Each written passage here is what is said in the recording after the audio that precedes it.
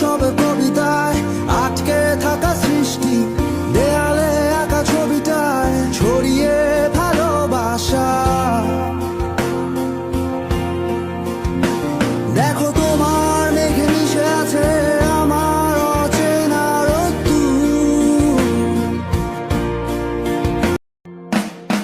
ঘুম ভাঙা কোনো সকালে সূর্যটাকে দেখা, আর মোরা কোনো দুপুরে গুনগুনিয়ে গাওয়া অধরা সব পথিকের সবটাই ভালো লাগা। আর জানালা